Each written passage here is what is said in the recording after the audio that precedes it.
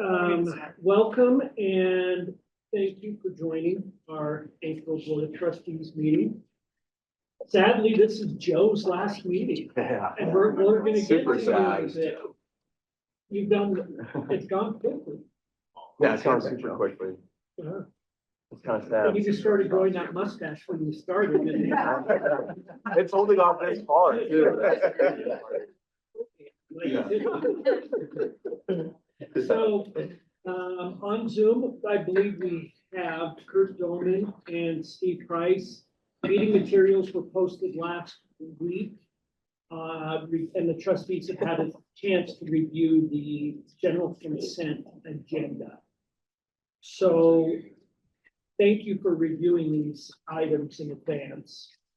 Do we have a motion for approval of the general consent agenda? So moved. Thank you, trustee Parkin. Do we have a second? Second, thank you. We have a motion and a second. Do we have any debate or discussion on the motion? Okay, not hearing any, I will call for a vote. All in favor, say aye. Aye. Any opposed? Okay, thank you for the support of the general consent agenda. I'm now going to invite Dan Lundergren, CEO of University of Utah Hospitals and Clinics, and Gina Howley, Chief Operating Officer of University of Utah Hospitals, to introduce three important capital facilities projects. So, Chair, thanks for the opportunity, Board of Trustees. Thank you very much. So these projects are really, well, first let me introduce. So Gina Holly, the Chief Operating Officer. We have Isaac Jensen, the Associate Executive Director for Census Planning. In the middle of here, we have Clint Reed, which is Associate Executive Director for Finance, and Charlton Park, which is our CFO for Hospitals and Clinics. So again, thank you. Really, the core of this is our community commitment and capacity. So we really, two of the three are really very fundamentally based in the area of needing to have additional capacity. So ED expansion, the Redwood expansion, and then we have the planning process for our west expansion on that on the campus. So both the community and on campus. So with that, I'm going to turn over to Gina and we'll go from there. So thank you. Yeah, thanks everyone. I'm really excited to be here. Gina Holly, Chief Operating Officer. We just want to talk a little bit about our master planning process for the health system. We have a health sciences master planning that really focuses on health strategy and hospitals and clinics. We not just focus on master planning projects, we also focus on capacity efficiency, right? So as we're focusing on external growth and planning, we also look at things like discharge planning, virtual care, heal at home, projects that we know are really important for growth. And with it, this is a committee that's led by myself and Dr. Joe Brocky, who's the chair of orthopedic surgery, along with Aisha Jensen, one of our leaders for the committee. This is a multi-mission health care committee. We have chairs, we have leaders from hospitals and clinics, medical group, real estate administration, and our strategy team as well. And so we review these projects that Aisha is going to talk about in more detail here quite thoroughly. This has been reviewed several times. The Redwood and ED expansion, which we talked about briefly last month, and programming for our CV neuro inpatient expansion on the main campus. We also reviewed these projects at the Healthcare Executive Committee. That was our health system leadership committee that was led previously by Dr. Good. So we really want to make sure we assess thoroughly as best possible. We're excited to be here. These projects are important to us for the need for our patients, the communities, and our growth for our healthcare and demand. And with that, I'll give it to Aisha. I appreciate it.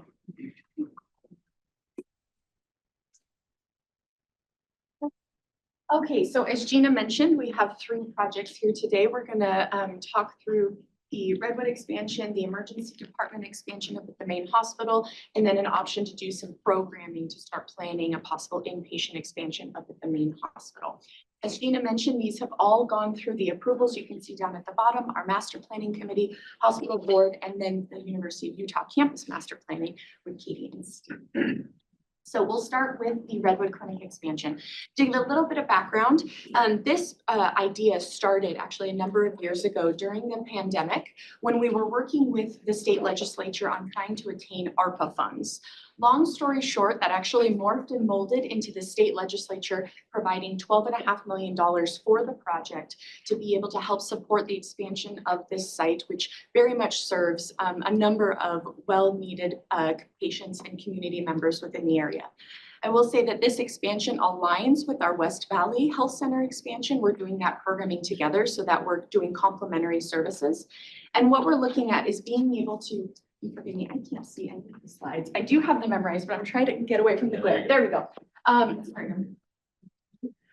But we are looking at wanting to be able to do about 15,000 square foot expansion to the Redwood Clinic. It would provide about 12 exam rooms, some MRI capabilities for imaging, and then also some staff space. The beautiful part about this, as I mentioned, is $12.5 million has been appropriated from the state legislature. So our funding is only just about $10.8 million to be able to do this. This would be funded by hospitals and clinics strategic funds. This starts to outline what that would look like. It also provides us the opportunity to align the Redwood Clinic more with the function, features, and aesthetics of what our other health centers really start to look and feel like over in the community. So you can start to see that there's an opportunity where patients are coming into this centralized space. They're seeing someone right at the beginning of that entrance to be able to help them of where they need to go. We have some staff conferencing space, which actually frees up clinical space within the existing clinic that we can backfill additional services there, adding 2 MRIs, which also supports the access need for imaging, which is quite extensive at the moment. We have quite a backlog for patients to be able to get MRI scans, which will help there. And then we're actually going to relocate urgent care from the main clinic to this main area, giving them a separate space for those really that sick waiting area. And again, opening up the opportunity for additional clinical space within the existing clinic. So the nice part about this is it's one expansion, about 15,000 square feet, but it also frees up space within the existing clinic that we can backfill with even more clinical programs. So any questions on this one? So we're gonna vote on these one at a time. So when you're, Maria had a question. yeah, Yeah, thank you. I'm excited about this expansion because I know it's a much used facility. Do you have a sense of the demographics and the zip codes that utilize that? And as we increase the area, what that population will be, or? Yeah, the Redwood Clinic is our most diverse clinic. It serves over 60 different languages. It also serves the West Valley, Magna, Kearns, all of that west side of the valley, even some from Tooele, to be able to be that hub. And once we add in the West Valley Clinic, these 2 areas will be able to work in tandem to serve even more patients. And so that, hopefully that answers to be able to give the spectrum of how diverse and how broad sweeping this clinic really does support. Do you have a sense of the zip codes? Not off the top of my head of those specific zip codes, but those general areas for those cities, it definitely serves. But we can vote. If you'd I like. think it'll be interesting once West Valley happens, you know, what will happen with those zip codes. What's the current utilization of the facility today? Are we at 80% utilization? Utilization is, 100%? yeah, that's a great question. Utilization at Redwood is one of our highest utilizing clinics. We see a number of different patients that are coming in for not only the urgent care clinic, but also for their primary and specialty. So it's definitely multifaceted. I believe if we're looking at clinic exam utilization, being one of the highest performers in this system, I believe we're, the perspective when we say 30% for clinic utilization is actually one of the highest amounts. But when you look in that perspective of range, but yeah, it's definitely up there. Anything to add? No, it is one of our highest utilized clinics. I mean, if you go there during the day, you will see it right away. So that clinic utilization actually based on room usage, so it's not the right model. Yeah. It's quite busy, and that's why the Redwood expansion is so important to us. Yeah. Right. And we actually, even for, when you look at radiology there, we looked at leakage, i.e. how much of a radiology exams, like for some of our allied health services around the system, that's had one of the highest leakage rates, that they could not get radiology there. And when you think about trying to get care closest to home, this is why it was super important getting that care at Redwood and adding radiology there. Awesome. How old is the Redwood Clinic? How long have we had that open? We've had that for, goodness, 20 plus years. So this was a part of the original purchase of the Talbert Group back in the probably 1998. And so this is again, the age, it's aged, but we've been taking care of it. That's why Aisha talked about this starts to get the standards.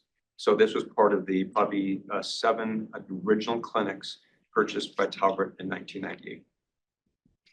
Do we have a remodel associated with this? It's already been, been remodeled within the last probably 3 or 4 Yeah. years. Yeah, it received a recent aesthetics upgrade. This will be able to bring that front to operationally flow, very similar to our other clinics. And then again, give us opportunity to add even more clinical services in those backfill spaces.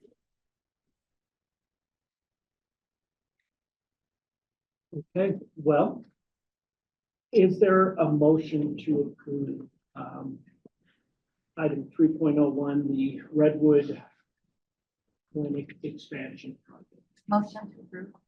Thank you. Is there a second? Second. Thank you, Randy. We have a motion and a second. Do we have any debate or discussion? If not, I'll call for a vote. All in favor say aye. Aye. Aye. Aye. Any opposed? Okay. We do it quickly. Okay, Gotta find that mute button fast. I know, thanks. All right, moving on. So we're going to talk about the emergency department renovation of the main hospital. As a reminder to everyone, we have 2 emergency departments in the system, one up at the main campus right up here, and then one at our South Jordan Health Center. We have been working for quite a while on understanding and better planning for how we support emergency department growth within our system. As you can see, and over the last number of years, our system has grown quite a bit. We've had a lot of different community-based expansions, like at the Sugar House Health Center, Farmington, South Jordan, and then even up at the main hospital with Area E that was most recently added in 2019. And that outpatient growth has really exponentially grown. You can see there, it's gone up 160% over the last 13 or so years. What we need to now kind of abide by is being able to ensure that our emergency department can keep up with all of that outpatient growth. 67% of the patients that are seen in the emergency department are our localized patients that are already being treated within our health system. And they need a place to go in the middle of the night or when they, break a bone, or hopefully not when something worse happens. And so by being able to do this emergency department expansion up here at the main hospital, we're looking at the ways that we can start to align the growth that we're seeing in the outpatient setting with also then the services that are needed on the emergency department side. As you can see also, the emergency department volumes have grown by almost 80% over that same time period without exponential growth of the actual physical space. So the emergency department here up at the main hospital has been the same as it has been for quite a while since it was originally built and constructed. It's only about 25,000 square feet, designed for about 37,000 visits. We're seeing almost double this now annually. So the physical space has now been expanded and reconfigured as much as we can, but we need to be able to really have that next level of expanding out and getting more operational efficiency to handle the patients that are already coming up to the health system. This expansion is not looking to necessarily grow the patient volumes more outside of what is already being seen. It's to be able to handle what we're currently addressing. And then, as Gina mentioned, through all of our master planning efforts, looking at how this starts to look in the community with other locations for that growth of patient areas as well. So we're really looking at areas of concern with our staff and providers that we've done a lot of time in speaking with them about. They're concerned about the throughput and how patients are triaged within the space, how quickly or not quickly that can happen, making sure that the patient treatment time is reduced so that we can reduce that left without being stay rate that I'll go over here in a little bit. And then also making sure that the space is safe and it's appropriate for all that enter there. Right now, we have a waiting area that is really not able to accommodate all the patients that are showing up for care. And we need to make sure that it's a safe space for everyone that's involved, making sure that we keep eyes on all those people that are in the waiting rooms. So the goal here is that we are going to actually adjust the physical space of the exterior of the building to push out into what is currently unused courtyard space. So sorry for those that are on the Zoom. You can see right here where the entrance of the main emergency department is, or I'm sorry, the main hospital is. Main emergency department entrance is all the way over here. These black kind of boxes indicate where we would push out the physical exterior of the building to gain more physical square footage, and then relocate the emergency department entrance over here so that we can take advantage of that space in the corner. So it does reconfigure the entry of the emergency department a little bit. What it also does is in this area right over here, there are pockets of courtyard space that are unused at the present moment. We have opportunities there, and especially over the main campus with how space constrained we are, to take advantage of every square foot that we can.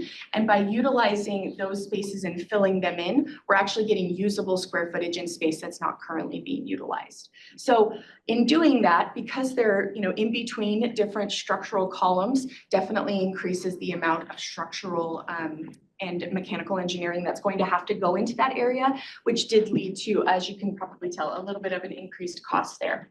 So the overall expansion of the emergency department is really going to help with the left without being seen rate, which is currently just under 10% for the emergency department. We like to see that at about 4%. It's going to help with our providers and our patients being able to triage and see more patients in a space in a more efficient manner. And it's also going to increase the safety aspect for everyone that's involved in that area. Also increasing the physical space so that we can put in a weapons detection system, which is becoming standard for emergency departments to ensure that everyone remains safe. So all of those things are aligning to be able to give us those spaces. We're going to have additional triage station, treatment rooms, and then those waiting areas. Total cost for this is about $14.7 million. We have done extensive efforts with multiple consultants to be able to validate the costs of this, making sure that it is appropriate and as cost effective as we can be. And as I mentioned, because of those structural pieces within the existing physical infrastructure and having to push that out, that's where some of these increased costs are coming from. So, any questions? So you're adding 9,000 feet roughly Correct. to it, and you said 60% of the people that you see. 67. 67 are Are health within patients. you. Correct. Yeah, so that was something that we really wanted to validate was, when we're looking at expanding this space, who are the patients that we're treating? And what we are seeing is that these are our patients that are coming to the Sugar House Health Center, Farmington, South Jordan, to see their primary care provider, their specialty providers. They need a place to go in the middle of the night, unfortunately, when things happen like that. And where they want to go is they pass those other emergency departments to get to this one because of the care that's provided there. So we want to make sure that we're able to serve those patients. So I understand there's 25,000 square feet that were designed for 37,000 patient visits currently. Correct. We've got twice as many patient visits as it was designed for, and we're adding 9,000 square feet. Is that enough? That's a great question. We've gone back and forth and validated. That's a wonderful question. What we also are looking at is we also have the South Jordan Health Center. So patients are also going over there. There's the West Valley Health Center, which is going to also be adding an emergency department on the west side of the valley. So, over the next 3 years until that opens, that will also decant patients from the main hospital that will be able to stay in their home area. So that also is something to be considered. And then the notion of the conversations with, in partnership with Common Spirit Hospital also plays into this as well. So very much, we feel like this is an appropriate expansion, even for all of the numbers that are increasing on that we've seen. Yes. Yeah, that was kind of my question as well. So, but you said they're driving by all the others, but there's more robust facilities. Correct. And here's what I would say, I have the neighbor, I live up in Upper Avenues, who goes to the South Jordan emergency room because it's too much of a mess. The wait time is too long. They are loyal patients. Actually, the data was quite surprising to a lot of us when Grant Lawson and his team are chief strategy officer for the health system really looked at this, is that these were patients that were literally passing by all these institutions to come get care at UHealth because they're such loyal patients to the system. 23% are those that are just in the region, and then the remaining are just passing through, right? Visiting, to go skiing or whatnot, or traveling. So that's where it was really important. We see that increasing as we go through. So those patients are something important that we know the demand, and then the aging population is why we see this really the need here. Does that help? Yeah, it seems that, I mean, is there any way to make some of the others more robust, or is that some of the, is that part of the, Yeah, I think that's Plan, the part of full plan that plan. Aisha was talking about, and Dan and Dr. Carter can chime in as well, or Charlton and Clint. That the plan is, I think, when we look at, you know, we have South Jordan as well, looking at that clinic is with our, you know, department there.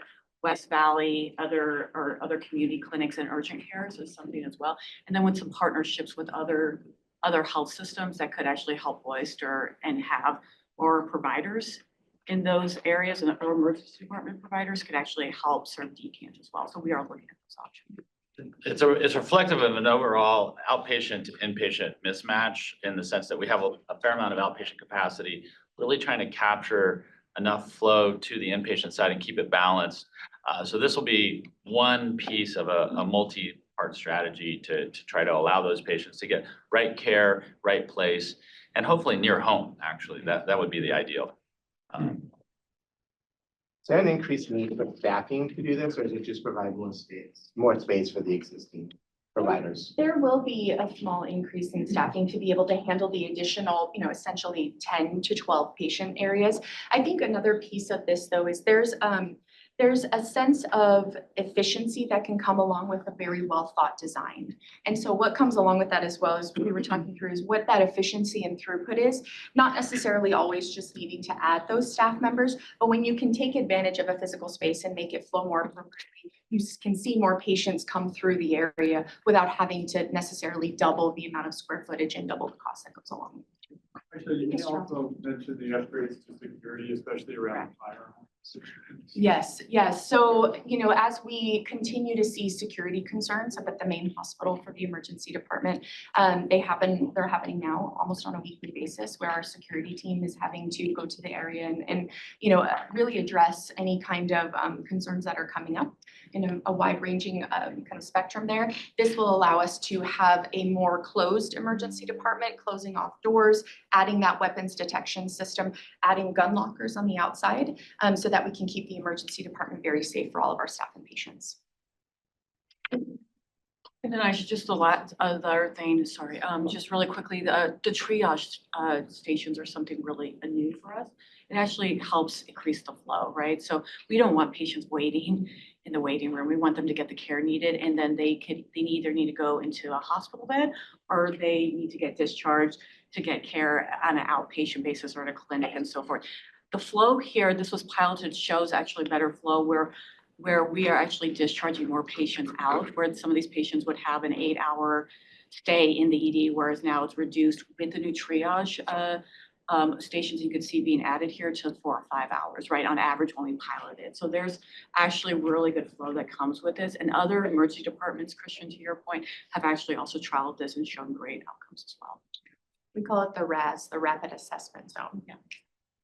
I really appreciated your mentioning left Without without being being seen. seen. I never guessed it was as high as 10% or that the target would be 4%. Does that mean folks are coming in waiting? Yeah. So what we find is that we have, and across the country, the left without being seen rate is something that's measured nationally. We have historically always hovered between the 4 and 5% range because of the, as Dr. Carter mentioned, this mismatch between the amount of patients that are coming in and then those that are being seen through the emergency department and then ultimately getting admitted into an inpatient bed.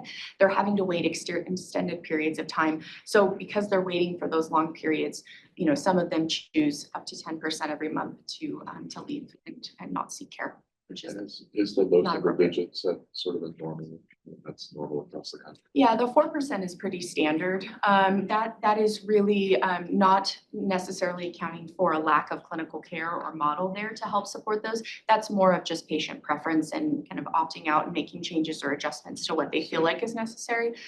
So we want to get back down to that and not have it be a health issue, and really to help support the patients as best we can. There's also a correlation, which is the next component of how patients are admitted from the emergency department into an inpatient bed, and a lack of inpatient bed also compounds that issue as well, which is the next topic we'll talk about. Maybe our goal should be 0.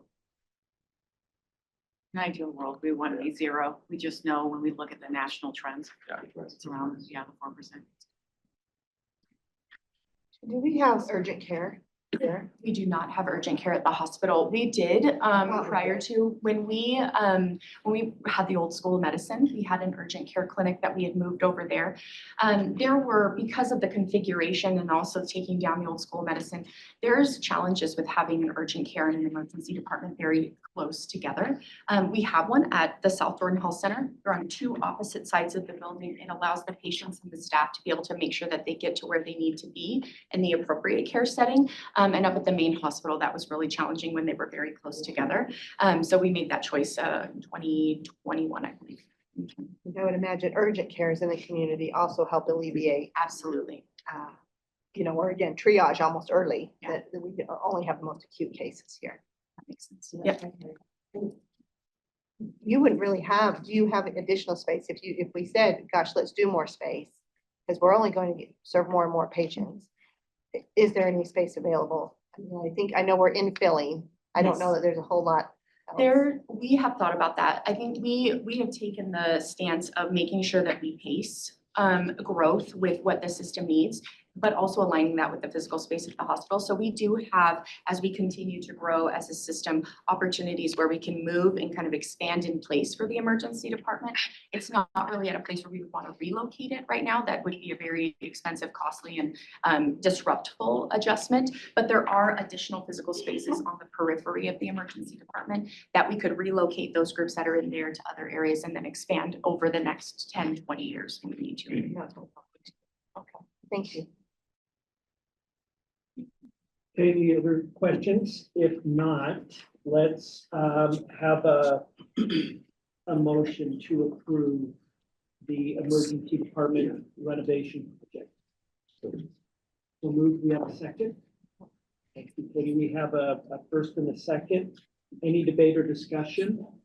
If not, I'll call for a vote. All in favor, say aye. Aye. Any opposed? Okay. Okay. This motion passes. Moving along.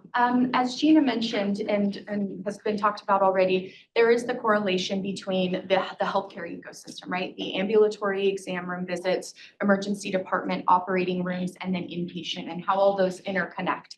As mentioned before, we've had a lot of growth over the last 10 years for outpatient services, which have also included some operating rooms and emergency departments in the community. But what we really are looking at right now is a lack of inpatient capacity, particularly up at the main hospital, but for the system overall. So as we know, we're adding inpatient capacity at West Valley, and we are looking right now to be able to focus in on what would that next planning effort be for inpatient expansion up at the main hospital. So we want to be able to just bring this to your attention. We are just seeking a motion for approval to be able to conduct programming right now. That's just a part of the overall process in conjunction with Jim Russell and his facilities team. And we have talked a lot at the hospital board and especially at campus master planning about the why behind this. We as a system really focus on these 4 things. We provide that highest level of care. We serve an academic mission. We also provide all of the research components that go along with that, supporting the community very heavily and making sure that we're listening to those voices, but also balancing how do we do that across the system and really a valley overall. And what we found in partnership with our health sciences strategy group is that we have a great demand for our services over the next decade. And that demand increase really includes inpatient expansion for inpatient beds, operating rooms, emergency we just talked about, and then as well as exam rooms, even though we've had large growth in the outpatient market already. So if we're looking at just acute care beds, we are projecting that we're going to need another 500 acute care beds for our system overall over the next decade. We think about West Valley, that's at about 130 beds of those 500. So we're starting to make that progress, but our system really needs to align with what that includes up at the main campus for those highest levels of tertiary and quaternary care in an academic medical system. We also have a lot of constraints right now in the operating room space, particularly up at the main hospital for those services that are aligning to the inpatient model where patients are needing to be admitted. And we've done quite a bit of work in terms of capacity of being able to move all the outpatient operating room functions as we can out into the community in those outpatient health centers as best as we can there as well. So we know that there is a great need for our services. And again, tying back to what we were talking about at the emergency department left without being seen rate, that is an indicator that really shows as a healthcare system where we're at also for our inpatient capacity. If our ED left without being seen rate is starting to grow, it's because there's a bottleneck of getting patients from the emergency department to an inpatient bed because the capacity of the inpatient hospital is so high right now. So you can see that that growing demand is really starting to become, and has been for a little while, problematic for the healthcare system in being able to make sure that patients can flow through to an inpatient setting as they need to. We also, as we already previously mentioned, there's a high preference in the community and obviously within our patients for U Health and the services that we provide. And we want to make sure that we continue to be that model in the Valley and really the Intermountain West of that academic medical center that serves the highest and sickest patients. As we go through this, we mentioned our inpatient capacity. It continues to grow. We always want to be as a healthcare system at about 80% capacity. That gives our teams on the inpatient side the flexibility to be able to move patients, have incoming traumas or emergencies, and handle that appropriately. And we are continuously pushing that 80% and being above that, noting our hospital is definitely full. And with all of the capacity action plan work that we've done and over the last 2 years to be able to do more with what we currently have, we definitely see the need to be able to have an inpatient growth plan over the next 10 years.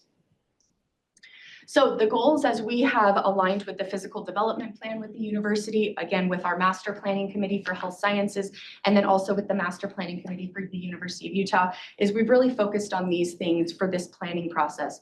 One, we really need to focus on increasing our bed capacity for inpatient services for both a new expansion, but then as I mentioned, what we're doing with our existing spaces right now, both here at the main hospital, main campus, but also in the Valley, being able to have really specialized growth for specialties. And that, as we mentioned, CV, cardiovascular services, neurosciences services, those are 2 areas that really need to be focused on. And then being able to handle all the existing space deficits. We have done a lot about the main hospital with what the current infrastructure and building provides. We find every possible square footage to be able to make that operational and functional. We want to make sure that we're continuing to be able to serve the needs of our system as they grow and provide these new services to the community. And we also know that those ambulatory presences need to grow. As we mentioned, those exam rooms are quite high in terms of demand as well over the next decade. So what we've done over the last 2 years is we conducted a feasibility study. This feasibility study really looked at the main campus of what we could do to add inpatient capacity. And that has included an end result of about 200 inpatient beds increase to the main campus, and then maybe 8 to 10 ORs, resulting in possibly about 450,000 square feet. Again, this is just a feasibility study looking at possibility of location, some very preliminary traffic study impacts. We're going to have to do more of that with this programming request. And then also what it would look like in terms of operational connection for the main hospital. So just to give some perspective, we've got our Craig H. Nelson Rehab Hospital there. This right now is all the current old school of medicine, which is, if you haven't seen it being demolished, it's quite impressive. And then this is the main hospital, our CNC building, and then Huntsman is up there. So we're looking at, and this is just a box rendering, not an actual design, because we're not at that point yet, of being able to have some type of inpatient expansion here that would include that program listed over there. Again, 200 inpatient beds, 8 to 10 ORs that would have direct connection into the main hospital and really flow horizontally and operationally very efficient with our existing services, but being able to focus on those specialized specialty prioritizations for growth. So we conducted this and we finished this, and we feel pretty good about where we're at with that in terms of being able to make sure that this would work, it would flow for our teams, getting all of our provider inputs, and we'd like to go ahead and actually do programming. So as part of this process, we started to look at a potential timeline of what this would look like. And we are right here in this April timeframe. If we were to get approval today, we would start by doing an RFP for just the programming again, do the programming work in conjunction with Jim's office with facilities, and then we could potentially roll out something to open in 2032. So we're about 7 years out from a large project like this. So we definitely want to make sure that we can plan ahead and in advance, because that's quite a bit of time from now. So. But after the programming would be coming back. Yes, absolutely. That would be this portion right here. After you got your best quality budget estimate cost, that's when we would come back and make sure that we had all the details. So going into the programming between now and 2027? So we would start now. Yeah, and then we would probably go through the first part of 2026 to be able to validate all of that. And then again, as Dr. Carter mentioned, we would be able to have an actual square footage number and a true estimate. And then again, as Dan mentioned, come back for approval, pending all things work out. Clearly highly necessary, so thank you for doing this. I do want to bring up as an anesthesiologist, my concerns about staffing, especially physicians and nursing, who are rate limiting in operating rooms. And make sure that there's a plan to address how we recruit them and nationwide, like, we are doing well compared to many hospital systems and health systems. So I want to make sure we continue to do well. And I just want to provide an example of a place I'd love to see some focus. I provide anesthesia at Moran on Fridays. It's a outpatient, but we also do some inpatients who need the special equipment that they have at Moran for the eye surgeries. We have 4 rooms. The system is most efficient when I can supervise nurse anesthetists in 4 rooms. It's okay if there's 3 rooms. We often only have cases in 1 or 2 rooms, I think we only have 2 rooms this Friday or 1.5 rooms. So when that happens, it means my ability to contribute to the system is half what it should be, and that stresses our staffing. And so how do we get all of the space we have already built out used as part of this process? Yeah, I think Dr. Hopkins is a great question, because we are working through that. We realize the provider shortage, especially with anesthesiology, but in other groups is really dire. And so there's a lot of work going on how we consolidate and actually continue recruiting and retaining the current faculty and staff. So there are shortages across the country, as Dr. Hopkins mentioned, anesthesiology being one of the most dire, honestly. And so the question is how we think thoughtfully and differently about which providers can actually right patient, right service, right team, right time. And we're looking at CRNAs and different models of that, something that we are going to continue working with the department on. And we do know we need to do some more work there. In terms of the expansion, right? Programming again is the next step. We'll be coming back, but if we get approval to move forward with the full build, that's where we go into staffing plans with both the school of medicine departments and our hospitals and clinics and our teams as well. And it's a real thoughtful multi-year process to where we really plan out, just given the shortages we're seeing across the country. But I will add, absolutely need a full utilization of the existing resources before we work. So a lot of effort of saying, fill up those ORs, be efficient, and because we need them now. And so a lot of effort is happening there. So I can guarantee you that. I think the thing that also would be helpful in that programming process is just sort of some market analysis, further market analysis with regard to what is happening across the board with what we're adding, what IHC is adding, what Common Spirit is adding, so we have a better understanding of the total market. It's always helpful to kind of go through that process. So that'd be the one request I would have is as we come back after the programming process to understand what are the demands, needs of the market as we think about growing the state and so on and so forth. Yeah, we've been working with Natalie Gartner and the Gardner Institute and from a very broad perspective, and then we have strong internal analytics. So matching those two, where Utah's going, where the region's going, so we can provide that. So yes, completely agree. Okay. And these particular services, their target is kind of the most regional, the ones that would really draw from all of Utah and Intermountain, very high-end neurosurgical, cardiac, transplantation type of activities. That's great. And I briefly mentioned also part of this program would include a parking and traffic study. So that would also be definitely a priority. We will bring information back on that. We know that's quite important. I see a little smile from Katie. Steve is too. We were looking for Steve. I'm Steve's proxy. Yes. We love our Steve parking and traffic study. You just gotta film them, Steve. So. Yeah. Well, and I just want to say to Aisha and to Tina and Jen and all of your team, thank you so much for this thoughtful, all 3 presentations being so thoughtful, and having a really broad plan, not just a building, not just a few things, but how it all fits into an entire system that services our community. And it's been really thoughtful, and I appreciate that. And I appreciate the new timeline. I mean, this is a different structure. We're working with Jim's team as well as the Campus Master Planning Committee on the board to make sure that these processes of approvals are timely, keep moving forward efficiently, keep our costs down, and just make more sense. So now you're seeing the programming happening. We're going to fund a small portion of the total cost of this building in programming now, not approving the whole project in the building. Then once the programming is done, we know really what we need. We know how we're going to do it. We've got all the strategies that have been discussed today. Then it will come back to this board to say yes. Then we move forward quickly with legislative bonding. We move forward to build right away, and we don't have delays. And oh, now the programming is different than we thought when we approved it, and a lot of back steps. So I'm really appreciative of your team respecting that process and also helping us build that. I think this will work much better and again, save costs, which are better spent serving our patients. So thank you. Thank you. Appreciate that. So as we go to a motion, to be clear, the motion would be to approve the programming phase of this, of the inpatient expansion. So we have a motion. Okay, we have a second. A second.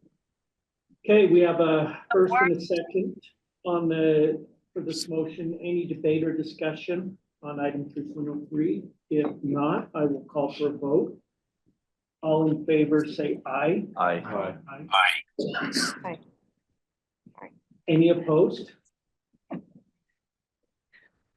Okay, I know. thank you so much. Thank you. I didn't give you the right signs. Yeah, I just, I gave the nod, but I forgot I needed Yeah, this. no, or the the eye. nod works. Experience. So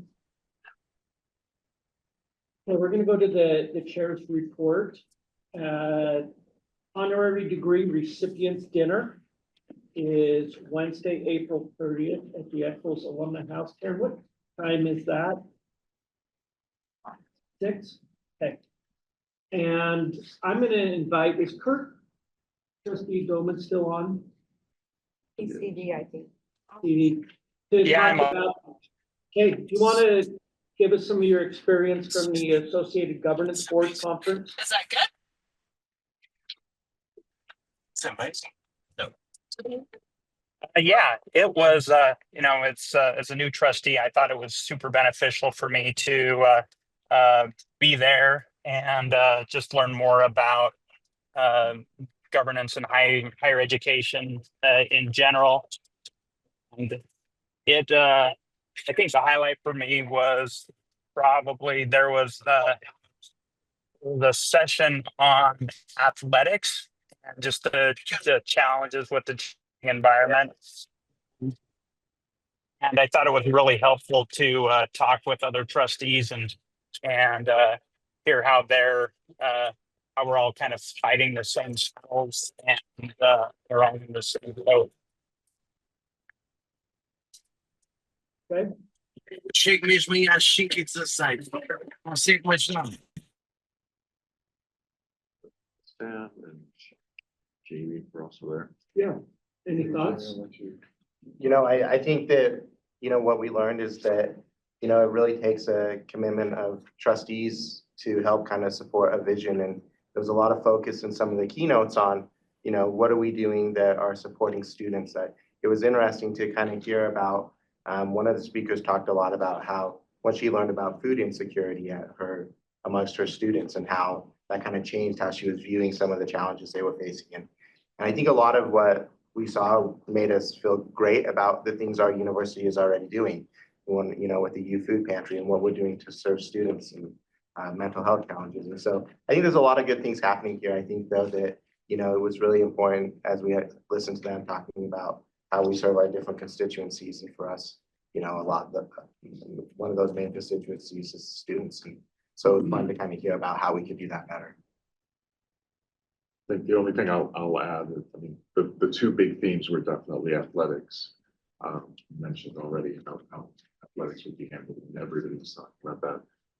But I think an equally big theme was the changing role of higher education in society.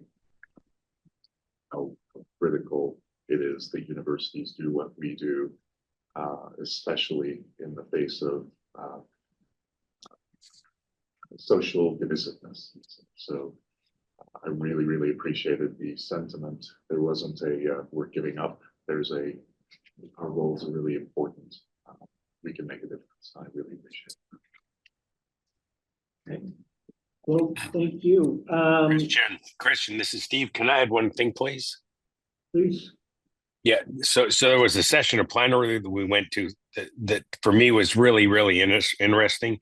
We had a constitutional lawyer and I believe there were also three presidents of universities who had served at 2 or 3 different universities. And one of the things that we talked about was academic freedom versus free speech and the distinctions between those. And for me, that was particularly meaningful because it's been an issue that we think about on campus a lot.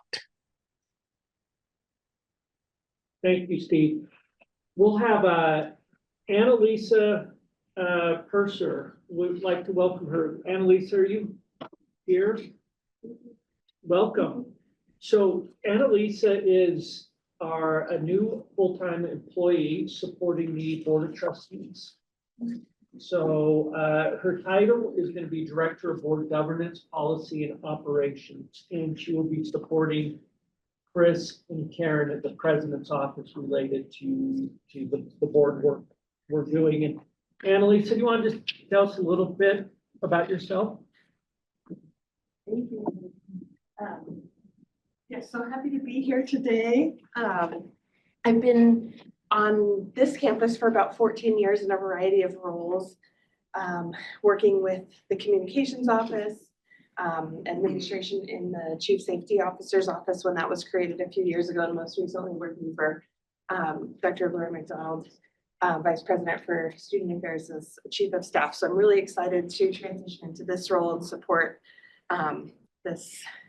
the work the board is doing, looking at the university's overall strategy and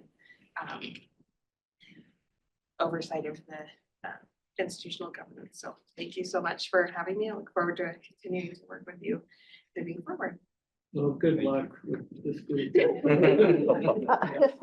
It's tough. Chris and Karen. Yeah. Someone has to read the documents. Yeah. Thank you. I will say that in your packet is an announcement from the University of Utah Growth Capital Partners Foundation.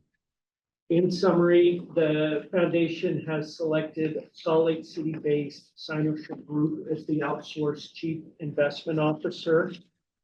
And I want to thank David Anderson for leading this work that will protect and grow the university's endowment and provide additional resources to accomplish the university's mission and goals for future generations. And then let's go to Joe Boyd. Yeah.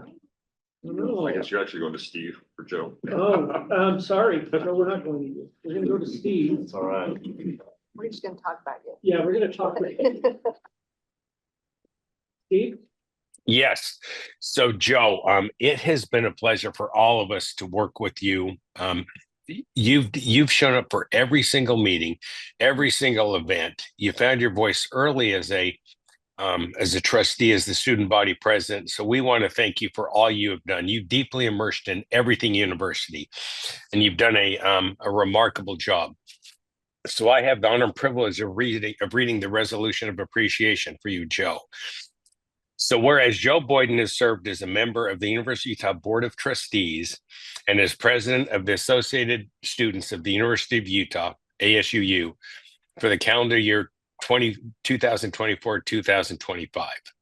Whereas Joe has enhanced student experience by expanding programming, fostering fun and engaging campus events, and bringing creative new ideas for students to connect and build lasting memories and relationships.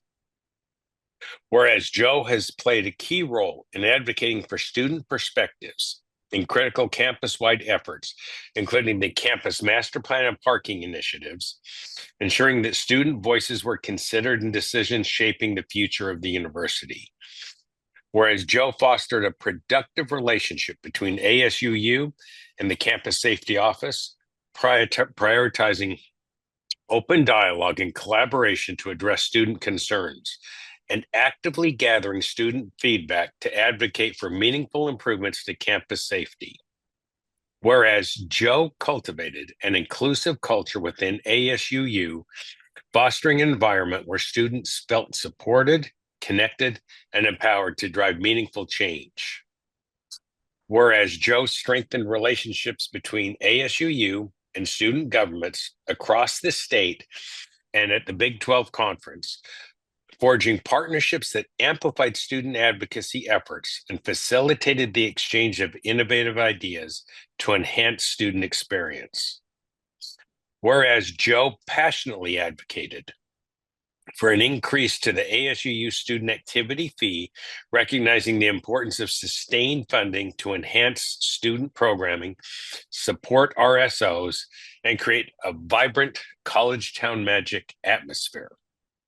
Therefore, be it resolved that Joe Boyden will be remembered for his energy and enthusiasm, for the way he empowered his constituents to freely and spiritedly voice ideas and concerns, and for his effective representation of his peers, garnering results that will benefit students and the University of Utah for years to come. With gratitude, we extend this official resolution of appreciation and our collective best wishes for a continued success in all of your future endeavors. So thank you, Joe.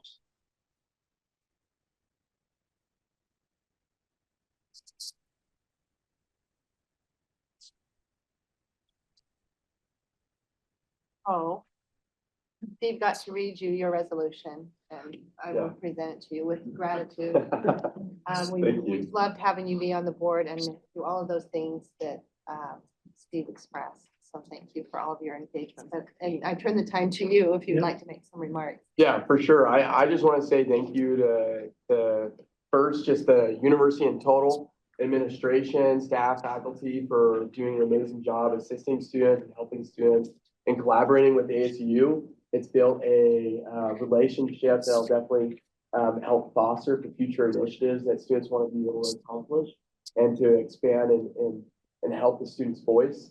I also want to personally thank all of the trustees for the relationship, mentorship, and advice that you give, and the amazing job that you do representing the university, and also in a sense keeping it accountable, making sure that we're able to reach goals successfully and realistically. You've done an outstanding job, and it's been really an amazing opportunity and educational opportunity for me to be able to work beside such amazing people like you. So I want to say thank you for this amazing opportunity it is. It's very unique to have a student body president be a board trustee member. I learned that at the HEB conference, as they're very split positions at other universities. But I feel very honored to be able to have this experience and be able to share it with all of you. So thank you. Thank you again. Doing a great job, Charlie. I would say for me, one of the great privileges of being on the board of trustees is every year to the opportunity to work with new student body presidents and meet your leadership team and the enthusiasm and the ideas and the vision that you have for the institution. And I love it. It's great. And so thanks for all that you've done. And thank you also to your leadership team, Ty and Paige. They've been amazing. Yeah. They've been very Had a helpful. great team. Even whole ASU team has been amazing, trying to advocate for students' voices and providing a better student experience. They've been awesome. Okay. Well, thank you so much. And with that, why don't we pivot to our president's report, and I'll turn the time over to our president. Thank you. A couple of quick announcements, then I'm going to turn some time over to our Chief Strategy Officer to review our Impact 2030. So Brett, if you want to get those slides teed up, I'll be really quick. First off, commencement, Thursday, May 6th. Hope to see all of you there. We're first at 6. Glad Chris is here today. That's anyway. Yeah, I appreciate it. Anyway, Holly Rowe will be speaking to us. One of our incredible alumna, I King Jordan, Julie Lasan, Cecil Samuelson, and Linda Smith. We're receiving honorary degrees. College convocations will follow in the subsequent days. There were some big things going on last month. We appreciate the Eccles family gift on our West Valley City enterprise. Thank you very, very, very much. We're excited, transformative for us and for hopefully the community. We had a lot of excited people there that day. Great to see. We also opened up our Huntsman Mental Health Institute Critical Care Receiving Center. Kim and Carolyn Gardner Mental Health. We appreciate the Gardner family, and sorry Christian won't have much to live on in his latter day, but we appreciate that. Keep him working a few years longer. We appreciate all of that. And then April 8th and 9th, I believe that's today. Heidi, is it Giving Day today? 175?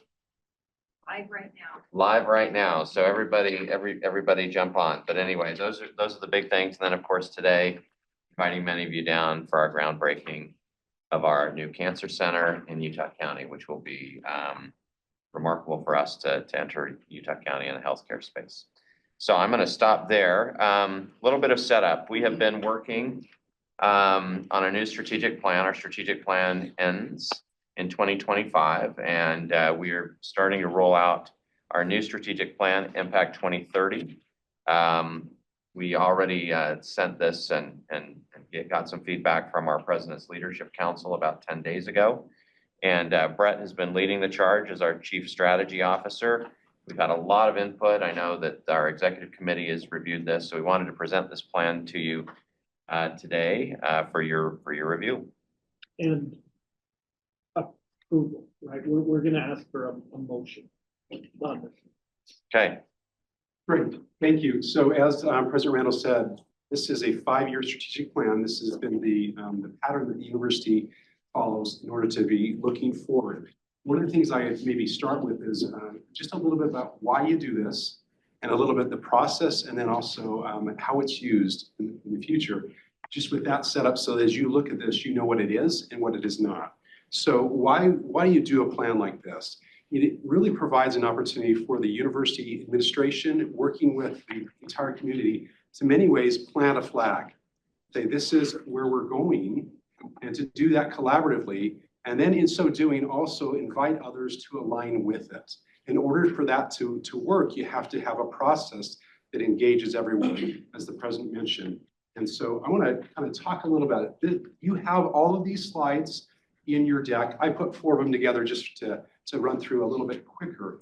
Also, I just invite you to go to strategy.utah.edu, which has all of this. It also has the actual strategy document itself, in addition to write-ups about all of the listening sessions that took place. So first, the process that we engaged with.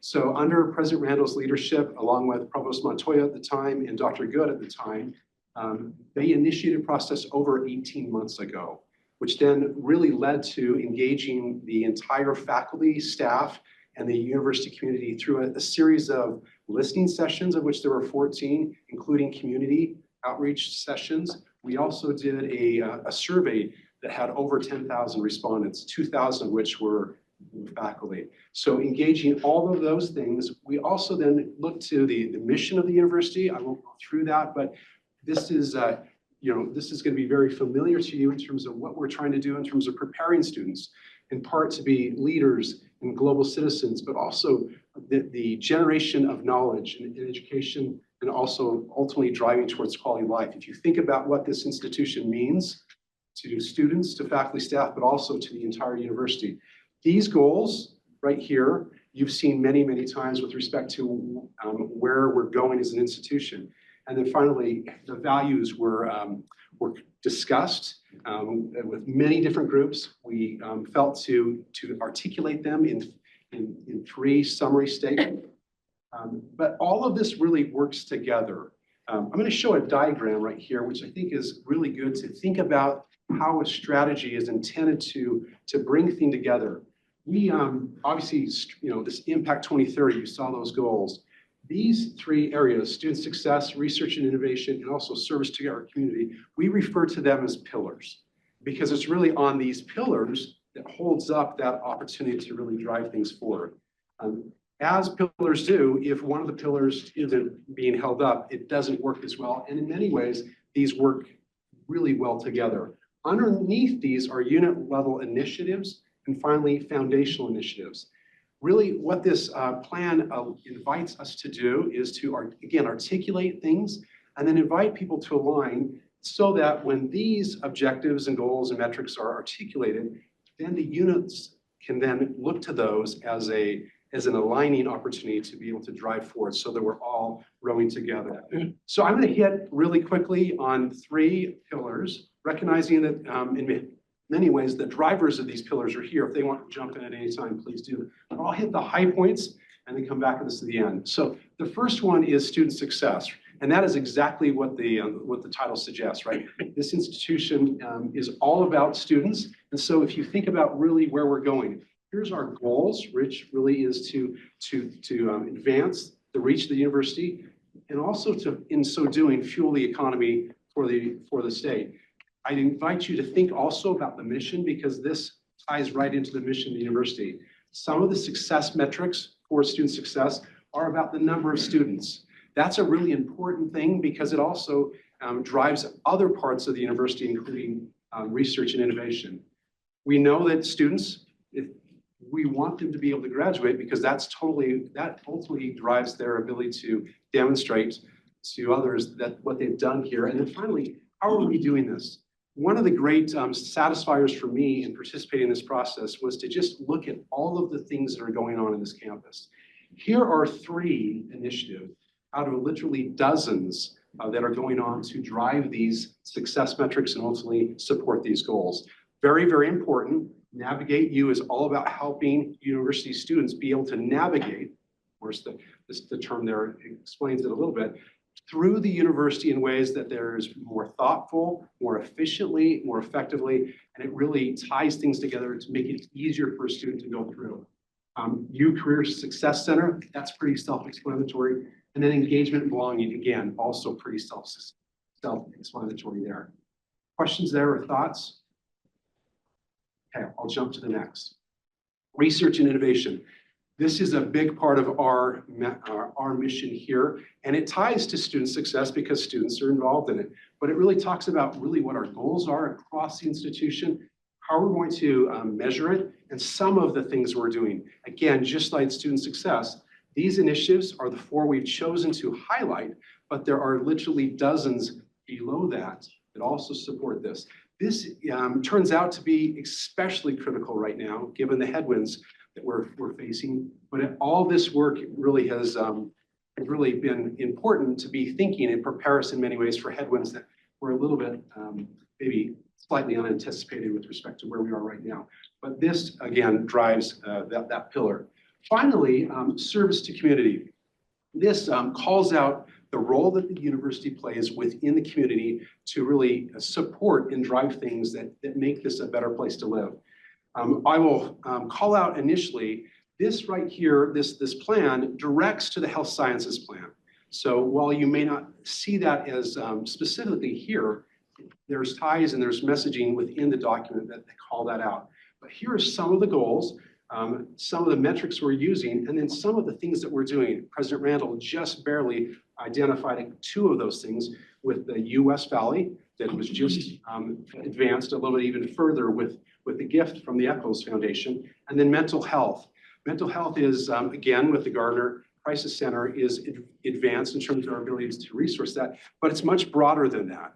It's community, it's our community here, it's students, and it ties back to student success as well. So all those things, and then finally, responsible AI, a huge initiative that really then again crosses all, right? Because responsible AI, and it really is all about okay, how students and faculty use it, how do researchers advance their research in using it. So with that, I'm going to jump back to this schematic, if you will, in terms of what happens from here. So after literally 18 months of work, engaging thousands and thousands of people, bringing it together, having discussions, and really giving people an opportunity to have input, but also align.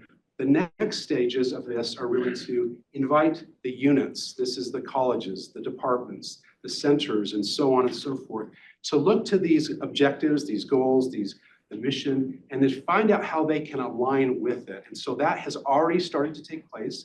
In one example of this is Provost Montoya, as she reached out to her colleges that she leads. She invited them in their academic enterprise plans to illuminate how they're engaging and aligning with this, so that they're thinking about it and then actually practicing or going forward in that way. Other units are doing the same thing. So just a thought about how this all flows forward. So if you think about what is required to make these objectives come about, and this really have the aligning function that we want it to do, it comes down to really these three areas: funding, integration, and talent. So ultimately, this needs to be thought of as we drive all of those areas. Finally, here's, as you think even lower in terms of below the unit level initiatives to the foundational initiatives, the university is already underway in many things that will help the units be more effective. Some guiding principles as we think about foundational initiatives that we should drive forward. It's all about prioritizing people, rewarding impact and innovation, redeploying resources as needed, designing for long-term impact, and then also being collaborative across boundaries, and then finally, using data thoughtfully. So with that, President Randall, when he presented this to the President's Leadership Council, really, I think, did a masterful job of bringing people together and say, look, if we're going to do things in a different way, in an aligned way, and we're going to literally accelerate to the objectives we have to think about this being a point of reinvention, right? And so people need to think of themselves, of their organizations, about what they might need to do in a new way. Sometimes change can be a little unsettling, but we need to be thinking about this in terms of how we do this so that we can succeed. So with that, let me look to the president or others for thoughts or questions or comments. Yeah, I'll just reiterate and perhaps ask Mitzi. Mitzi is already ahead on this with respect to individual units and their academic plans aligning to these goals. So Mitzi, maybe if you want to just take a quick second to describe how that's going. Bob is in week 8. And so It's been an easy 8. yeah, it has.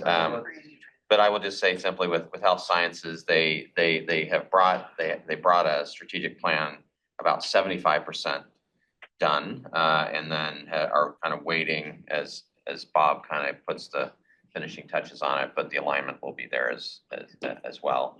And then as we did launch our physical development plan of campus, all of that, aligns with the goals and objectives. So Mitzi, if you just want to take a second.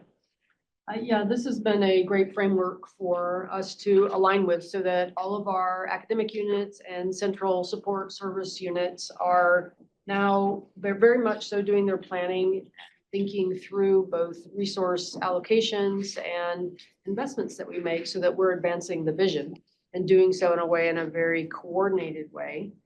And this framework has helped us rethink what do we need to do to both advance each unit in its entrepreneurial way, but also connect across where it makes sense, which is what a lot of the student success work is around, and thinking about how do we do that together and how do we share resources so that we're really focused on making that student journey through the institution smoother and easier, student-centered, and do so in a way that is really efficient. So this has been a great framework for us to use, and we've appreciated working together with our health science colleagues and with Brett as he's helped finish this effort up for us. I will say with the approval today, we do need to take mission, vision, values to the Board of Higher Education. So that part will be moving to them as their timing allows. Okay, so with that, yes. President, amidst all that's been happening with legislation, I'm curious, you know, at some point we were pursuing the HSI. Mhm. Where does that fit in all of this? Yeah, I think it'll continue, it will continue to be something that we'll achieve. The metrics suggest, right, that that as the demographics change, you know, we will do that. Before Marianne Villarreal left, we were actually engaging with a group called Excellencia to get us prepared for that status. And Lori, Excellencia, we're still engaging with them. Is that true, or is that you? I've got it. Yes, it's still underway. So led out of Chase Hagan's shop, Vice Provost for Student Success. So we're still working on that process. And I do appreciate that the team continue to be intentional about serving our diverse populations, but it's not so public. And so it's always important to ask the question. We're still doing it. Yeah. Thank you.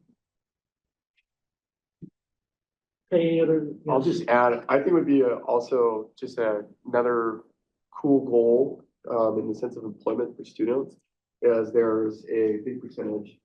There was a study that said there's a possible 52% of students that are right out of college are considered underemployed, meaning are in jobs that do not would not require a bachelor's degree. And I don't know how that ties to University of Utah specific, but it would be cool to see, considering the value of higher education and the necessity for, and that kind of that narrative, being able to have a goal that would connect students to jobs in specific that would consider a necessity for a bachelor's degree. Yeah, but there's been a lot of work that has been with U-Career Services to be able to not only take what's going really well in certain colleges, but to spread it across the university. And I think actually Gardner Policies Institute has done some great work in terms of trying to message out just the change that a higher education degree really drives in terms of just not only compensation, but also their participation in community service, but also their happiness and healthiness as well. So I think, you know, what you're talking about is perhaps we need to, there's opportunities to even do more of that, which is certainly the case, but all the data drives right there. Cool. I mean, along those same lines, I think it's interesting to also see where students end up in their career in 10 years. That they start with maybe not such a, you know, a job for which they are overqualified, but maybe that moves them somewhere else along the way. Or vice versa, they start in a really nicely high-paying job, but they don't really get to have a lot of movement out of that. So I don't know how that works with all of this, but I do think, yes, what kind of quality jobs are they getting that meet their qualifications, and where are they going with that career in 10 years? That's often where you see the benefit of that education, as it helps you move up to management or into other opportunities. Joe, I don't know if this is going to be good news or bad for you, but 29 years ago, I sat right there. And so that may be bad news for you. Brett, to reiterate what Katie's saying, we're losing the narrative in the public sector. People are talking about the most immediate job an individual gets, which, let's be clear, it matters. But we're in the business of not just pairing students with specific skills, we're teaching them how to think. And in particular, how to think systemically so that they can evaluate a problem from multiple lenses and also appreciate and learn from the perspectives of others. And so I think we are deeply engaged in preparing students for that first job, but we are even more deeply engaged in preparing students for that third and fourth job. You know, your comment about Joe and 29 years ago, you've had 4 or 5 jobs since then. And I think we would each opine that the experiences we had in undergrad, you know, dramatically prepared us for that third and that fourth and that fifth job. And we've got to do a better job of framing that narrative and communicating it. To that point, one of the really satisfying things that came out of our listening sessions, especially those with the community, is that that call out came out in large ways, right? So we had members of the community leaders that stated just as you have, maybe not as articulately, but just as you have in terms of that importance. If you go back to the mission, right, that's exactly what the mission calls out. That's the objective. It's not just the first job. It's the totality, and it's also the impact. In terms of how you measure that, there's probably a discussion to be able to have that be included in maybe more profound ways, but it's very much a part of the discussion. And there's, I think, a recognition that as good as we are at telling our story, we need to be better. I'm totally wordsmithing, Brett, and I know that adds no value, but the term system level thinkers and lifelong learners comes immediately to mind. You know, the degree to which we can articulate the mission that we are in the business of nurturing system level thinkers who are committed to lifelong learning, something like that, that helps accentuate that we're not just in the business of skills development, but we're in the business of changing the world by developing individuals who are capable of changing the world. One of the terms here that President Randall has used from his very beginning when he started was societal impact. And as part of this process, we had a committee that spent the full time discussing what that is, how you define it, how you measure it, and how you drive it. And so I think Trustee Shumway, that's very much a part of this. And you know, wordsmithing has value, but that's very much the objective. Okay, thank you. I am going to call for a motion to endorse the strategic impact plan for 2030. And so if anyone wants to make a motion on it, then a second to approve it. Motion to approve and a second. Thank you. We have a first and a second. Any debate or discussion? Okay, I'll call for a vote. All in favor, say aye. Aye. Any opposed? Okay, so then this will go to the UC board. Okay.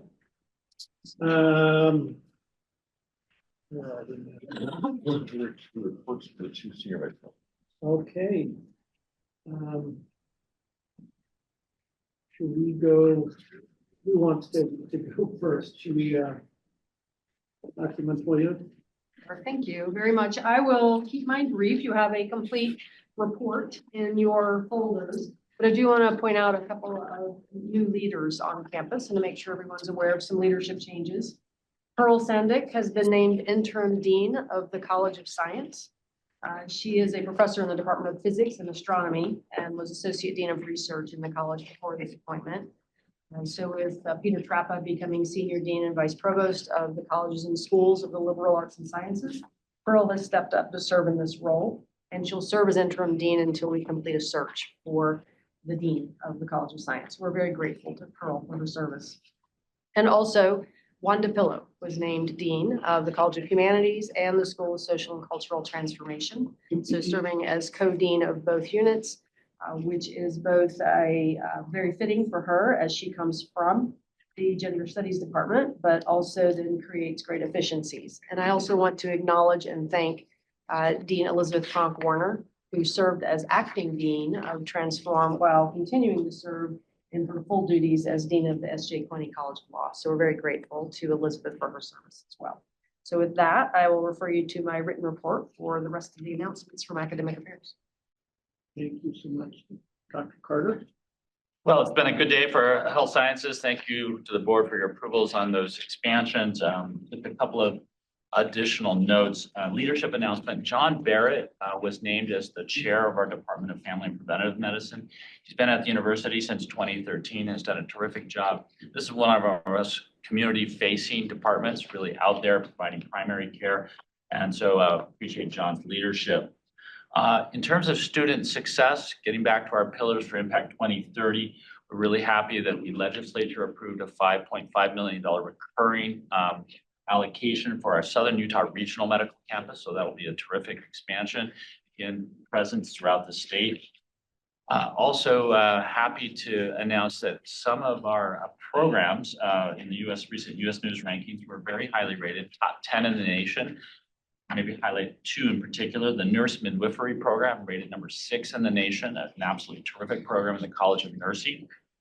Also in the School of Medicine, our physician assistant program rated number 3 in the nation. So I think we can be excited about that kind of impact for our community. And then lastly, we recently had our match day. We had a 99% match rate out of our School of Medicine and had University of Utah graduates. 98? 99%, yeah.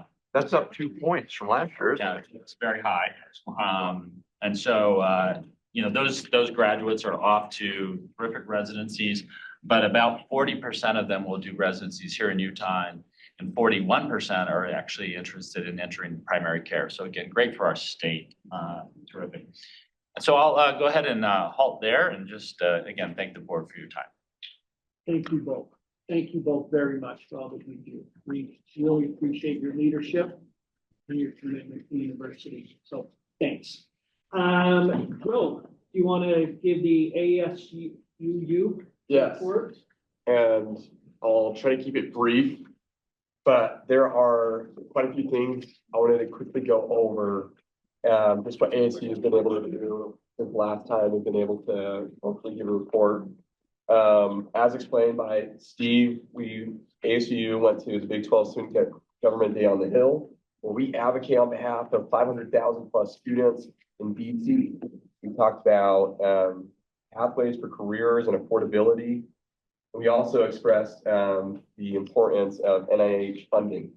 NIH funding makes roughly 47% of the University of Utah's health research funding, and it has an important part of our history. University of Utah was the first university in 1945 to receive an NIH grant. It's really important to us as an institution that we're able to maintain those funding from the government. We also have an initiative called Free Meal Wednesdays. This means every Wednesday we give out 150 meals to students. We understand that there's rising costs for food prices, and we want to be able to help with food insecurity that may exist on campus. We also will be hosting our largest concert, Grand Kerfuffle, on April 18th with the artist Amine as an artist with the 6 million monthly listeners, and we're super excited to host that. We also want to announce our class gift. Our class gift for the 2025 year, we definitely heard a lot of complaints from students about laptop rentals in the library not having a sufficient amount, or that they're outdated. So we started a special projects fund to support new student laptops. We also have started a fund for nap pods on campus. A lot of students, especially commuters, that need to be going class to class, studying sessions, they need to be able to have a time to nap in an appropriate place to nap on campus. They can't just do it on the benches around campus. So we are providing a fund to be able to support that as well. There's also, What's a nap? yeah, great question. There's lots of different. Asking for a friend. May have fallen asleep under a tree. Yeah, no. During It's a great college. question. And that pod, there's different types of ideas of what it could be, but the idea in principle is it's a structure that provides privacy and quietness for the selective amount of time that a student might use it, so that they are appropriately able to find a place to nap on campus. So they're kind of like those big egg chairs. Yeah. And they pull it down.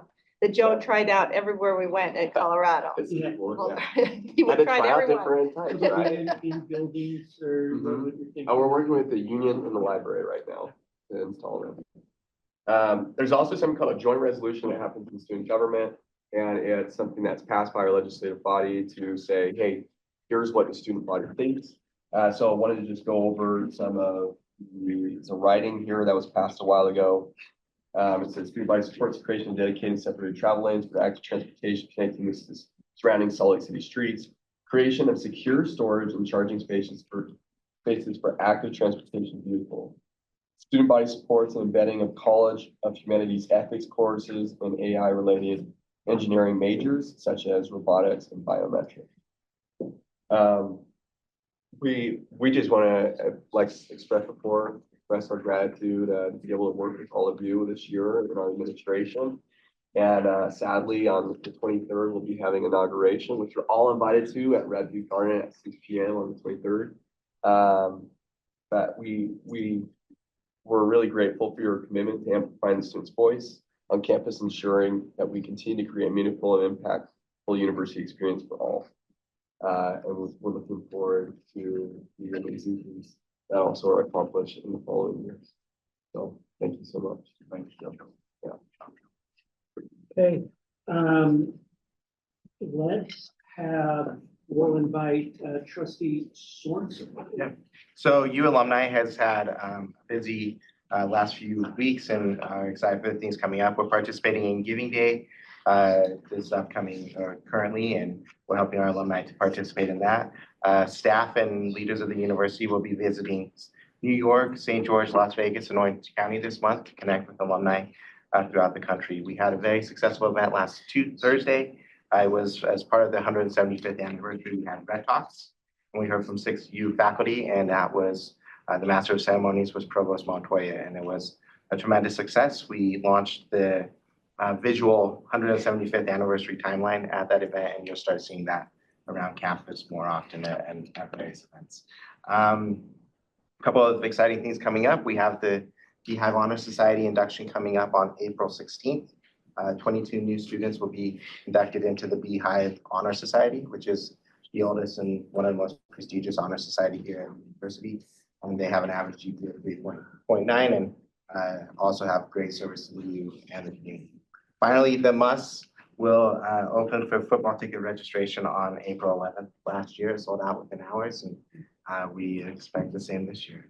April 11th? April 11th. So we can get you tickets, Randy. Randy, we'll help you. It'd be nice if you'd save some for the students, you know what I'm saying?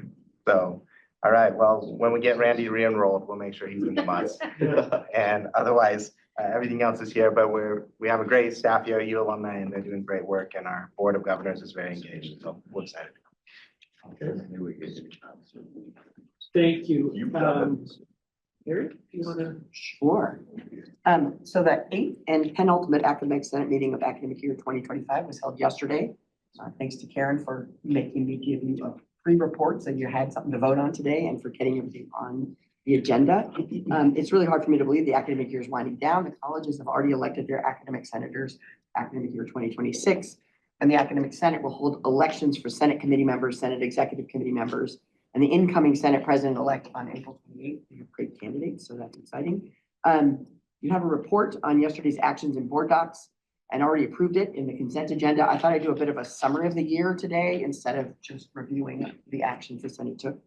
We've worked really hard this year in shared governance, reviewing, providing feedback, and recommending approval across several domains. For example, proposals for new and revised policies, including the revised policy 6321, tenured faculty review, which was a huge step up on our old policy, and the new policy 7200, research administration, which is also a huge step up on the old handbook. We reviewed proposals for new and restructured programs, and also for discontinuation of a number of programs, including, I think, a highlight was a new neurotechnology training program that spans undergraduate and graduate degrees, minors, and certificates. We've reviewed a number of proposals for new university academic centers and institute centers, which are a vital part of growing our research mission and also student success. And yesterday we recommended approval of this, and you recommended approval today, of the Center for Quality of Life After Stroke, which is a collaboration across the Nielsen Rehab Hospital, that beautiful, relatively new venue, and 10 departments, which is hosted in the Department of Physical Medicine and Rehabilitation, which is going to be a fabulous thing for our state. One of the stats provided yesterday during the presentation was there's 250 strokes every minute in the United States. So definitely needed.